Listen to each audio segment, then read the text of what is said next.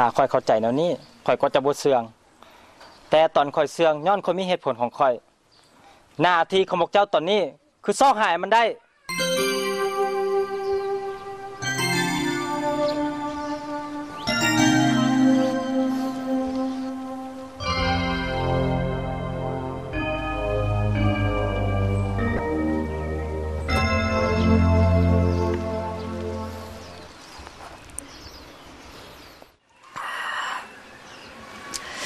มันก็ตั้งละโพดอีหลีได้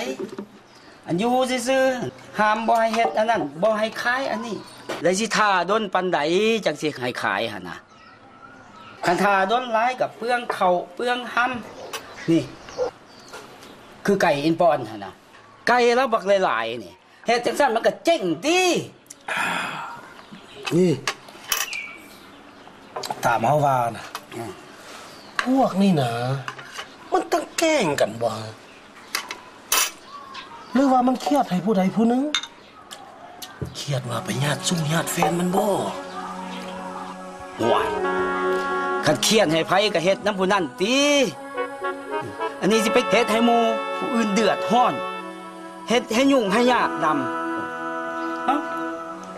ำพวกเจ้าก็ห้าวพากันเว้าไปทั่วที่ทั่วแดนบ้านเมืองเพิ่นก็มีคือมีแปรเพิ่นสิเฮ็ดหยังสร้างหยังเพิ่นก็มีเหตุมีผลของเพิ่นต่างแต่ว่าพวกเจ้าหั่นบ่พากันเข้าใจเท่านั้นแหละอ้าว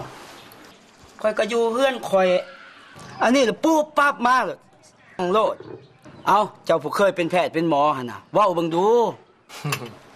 เด้ออันนี้จะมาค่อยคัดคอพวกเจ้าเด้อค่อยฮู้เกี่ยวกับปัญหานี่การที่เพิ่นห้ามนี่น่ะเพิ่นก็มีเหตุผลของเพิ่นเส้นตัวอย่างนี่บ่อยู่บ้านป่าไผ่เดี๋ยวนี้น่ะพญาติไข้หวัดสัตว์ปีกนี่มันท่วมระบาดเพิ่นยังนำเอาเสื้อหันไปกวดตั้งหลายครั้งอยู่ภายในนอกจากนั้นก็ยังไปกวดอยู่ต่างประเทศผลออกมาก็ยังยืนยันว่าเป็นพญาติไข้หวัดสัตว์ปีกพญาติตัวนี้เป็นพญาติที่หายแห้งแพ้ไว้หายก่อนพญาติไก่ตายหาตอนสมัยค่อยเป็นแพทย์เป็นหมอนะบ่เคยฮู้เคยยินพญาติตัวนี้นี่